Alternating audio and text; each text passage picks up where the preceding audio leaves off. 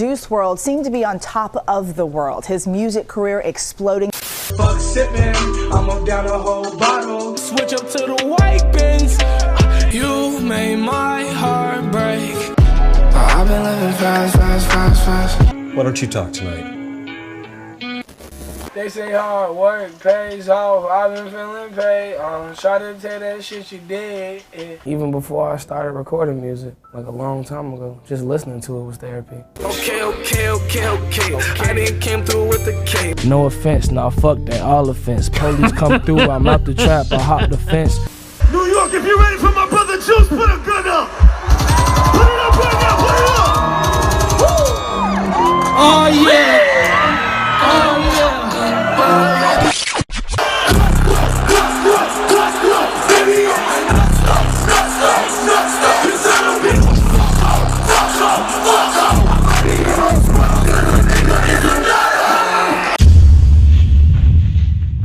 Gerard Anthony Higgins, also known as Juice WRLD, was born in Chicago and was actually nicknamed Juice the Kid before he even blew up. Now, I'm not sure if you guys are familiar with the term industry plant. Well, it basically means a lesser known artist just gets shoved into the mainstream without any sign of a core fan base or a come up that seems organic. And I'm not gonna lie to you, bro, when I first started hearing Juice WRLD pop up, for me at least, seemingly out of nowhere with the smash hit Lucid Dreams, I was like, whoa, how the hell is this guy so popular out of the blue like that? But that was just me being ignorant and not really doing any research. Before Juice even started rapping, he used to work at a factory for about 2 weeks till he realized like, oh nah, there's people here who's been working here for like 10 years making the same benefits as me? Nah, I can't do it. Out of all the 9-to-5s in the world, I'm blessed to be doing one that I don't mind.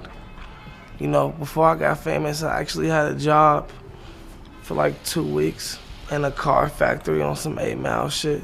It was so depressing. Cause like, yo, here I am working next to like a 60-year-old man, a 45-year-old woman. People talking about they've been there for 5, 6, 7, 8, 9, 10 years. Like, what? You've been working in this factory for 10 years? I just started and I had the same benefits as you. Like, are you fucking serious, bro? Like, thank God I'm here and I could do this. Goddamn, I'm the man, I'm the fucking man. Juice the Kid, not acting like a kid again. Juice the Kid, probably running through your crib again. Put the pistol to your fucking little kid again. Gold grill shine, something like a cheap thrill. This is real gold, this shit not a Happy Meal. Juice WRLD been a music head ever since the 2nd grade, like someone who truly loved it with a passion. I want to say I started paying attention to music way before a lot of people my age. Like in 2nd grade, wasn't nobody my age worried about no damn music. Wasn't nobody my age trying to memorize song lyrics and shit like that. Like, of course motherfuckers like music, but they weren't obsessed with it like I was, like I am. Like I got a wider range of influence. I'm listening to everything. My mom listened to rock and gospel. She wasn't for none of that rap shit at first. And I get around my cousin, he gonna hop in the car with us when we leave the house. That's the man that put me on the rap. Wayne, Project Pat, Gucci, 50 Cent, and that's where the rap influence came from. Speaking of knowledge, I'm wise with the words. She about the action, I catch you lacking and shoot at your verbs. I'ma catch you lacking, probably hit your ass on the curb. Chicago where I'm from, yeah, you heard that's the word. On the blocks, towing blocks, selling rocks for the dollars. In the cut with a gun, loaded up, that's a chopper. Let's go back a couple years though. I said, my mama got mad. I dropped codeine inside my orange soda. I'm in that bitch stoked, somebody hand her a Ricola.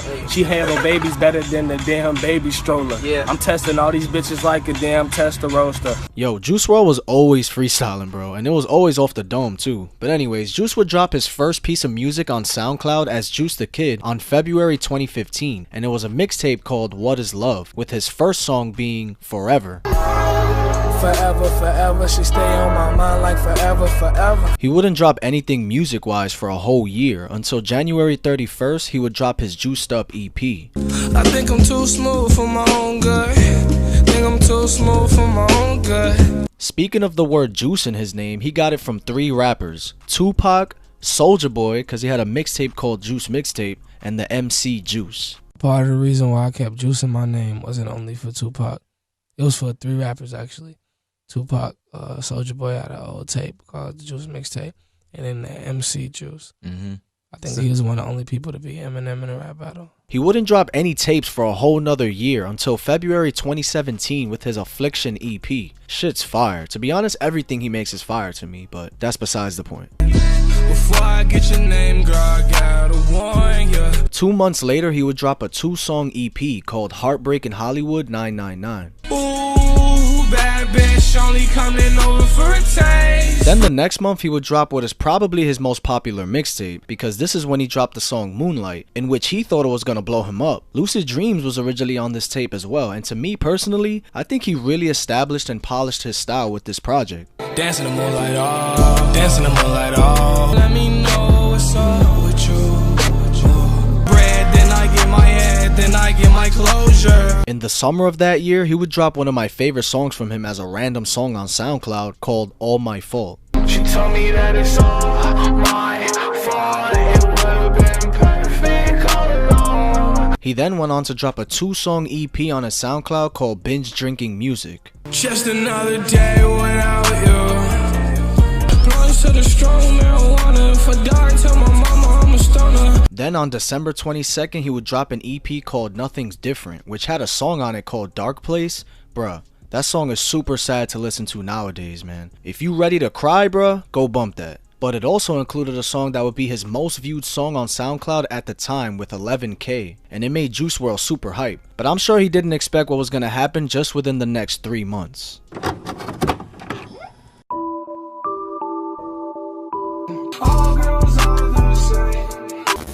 Cole Bennett, who is this generation's definition of, if you got a video with him, bruh, you blowing up. Or you made it at least, for real. Once Juice dropped this music video, it arguably catapulted his career into the mainstream. At the time in 2018, it reached as high as 60 million views. And just a month later, that boy Juice signed a $3 million deal with Interscope Records. And he signed to Lil Bibby's Grade A Productions. You ain't been too quiet because to the right of you, you got Juice WRLD. Of course, man. Man, and so how did this come about? Well, I met Juice through my brother. My brother, he heard his music through DJ Victorious. Okay. From there, we met him. He was kind of new to the scene, you know what I'm saying? We you know, me, G Money, Herb, and everybody that we know. When we heard him, like, it's undeniable music, you know what I'm saying? So we just put all the resources into him, and it's just taking off like crazy. Then just 2 months later in May of that year, he would collab with Cole Bennett again for the smash hit Lucid Dreams. I still see your shadows in my room. Which would eventually be one of the singles for his debut studio album, Goodbye and Good Riddance, released on May 23rd, which is a classic to me, with songs such as Black and White, Lean With Me, End of the Road, I'm Still, Scared of Love. Man, the whole shit is fire, really. In the original version, it actually didn't have Armed and Dangerous and Wasted on it, but with the inclusion of those 2 songs now, bruh, come on, it's gotta be a classic.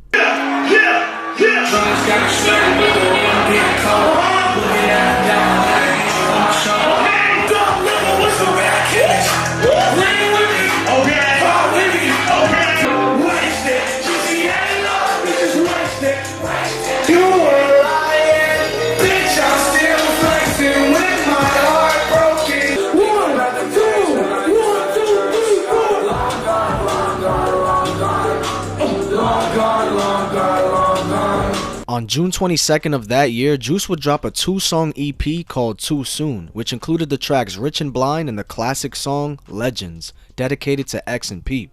All you'll find is a lost soul, rich and blind. The eeriness of silence.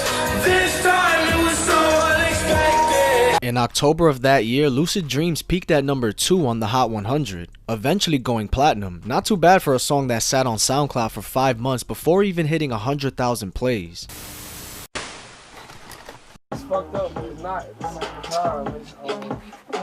It allows you to chase your dream and be who you want to be, but at the same time, you have to be that. Oh, I'm not a regular guy. I feel like at the age I was at, I was in 6th grade, I feel like the only 6th grader that was paying attention to lyrics and shit like that. Motherfuckers wasn't paying attention to what motherfuckers was saying. It's her body and her body, I refuse to compromise. That fine child of this China, that shit. Yeah.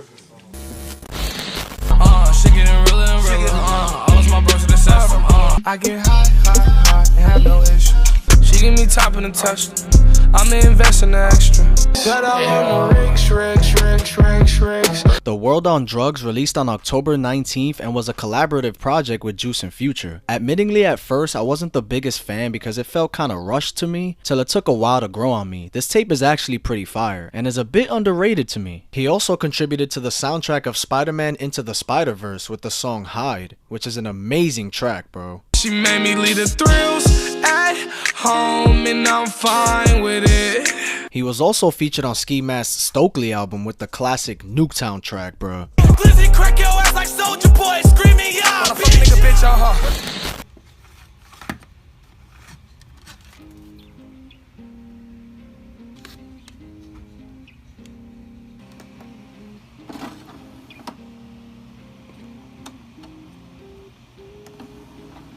Better write this one out in the closet. She told me put my heart in the bag. Death Race for Love was released on March 8th, 2019, debuting at number 1 and sold 165,000 copies first week. It featured some fire tracks such as Empty, Fast, Hear Me Calling, Feeling, On God, and more. The album is fire to me, and I'm glad to own it on a CD signed by Juice himself, man. Good sex led the conversations getting a little deeper. Do you hear me calling? Do you hear me calling? I got a feeling, perks help me feel it, I feel it. The same black hole that's in place of my soul, empty. In May of that year, Juice WRLD ended up winning Top New Artist at the Billboard Music Awards. Reality has not set in yet. Wow. It's crazy all the stuff that could happen in a year. It's ridiculous. I'm really in awe right now, but you know, I just want to thank God. I want to thank all my supporters. I want to thank all my fans. And yeah, I'm glad to be here. It's a blessing. I say, I don't need no Molly to be savage. Bandit was the last official song to be released by Juice WRLD while he was alive. And boy is that song a banger, bruh. Jeez, that shit slap. I believe his last feature to be official before his passing was Six Kiss with Trippie Redd and YNW Melly, which is actually one of my favorite Trippie songs. Pouring up foes, muddy my cup. How do you deal with people always telling you can't, trying to like cause you to not reach your full potential? I mean, throughout life, there's always going to be a lot of discouraging people that, you know, use the word can't and try to hold you back. But you just got to stay true to yourself and make sure that, you know, you're aware of your potential. And make sure that you know that we're all human beings. We all on the same earth. So with that being said, you can achieve anything, if not more than what you see other people achieving. And that's facts. And turn to the sudden and shocking death of rap star Juice WRLD. The 21-year-old who was named Billboard's Best New Artist this year suffered a medical emergency at Chicago's Midway Airport. So many questions as to how a seemingly healthy 21-year-old could die so unexpectedly. Man, I'm not even gonna use a script for this part. The death of Juice WRLD really hit me, bro.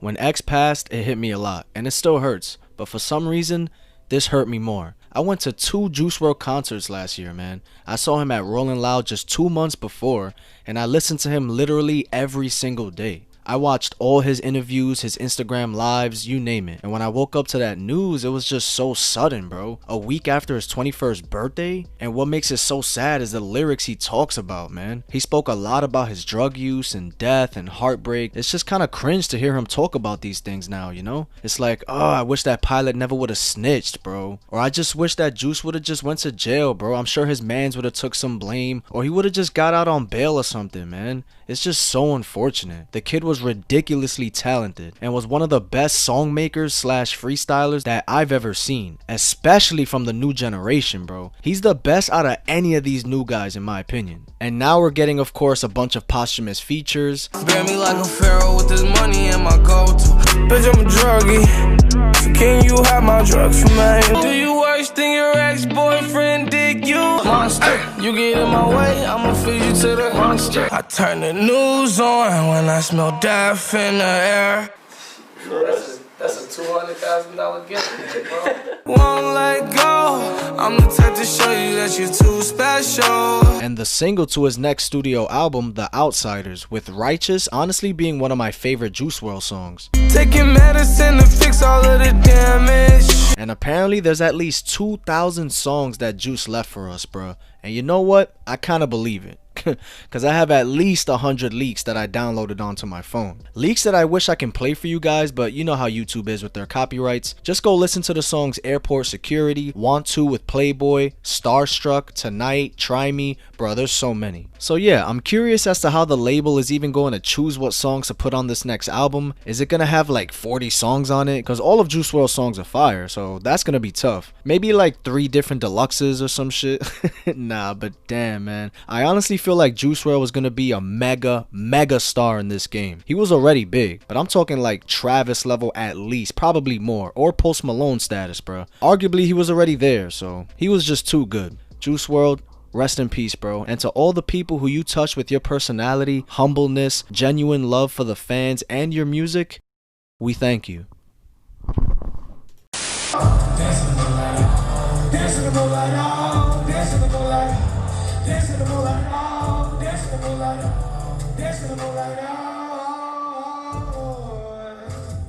Bad bitch, hot like a motherfucker, hit the bitch up in June. Whoa, hey, hey.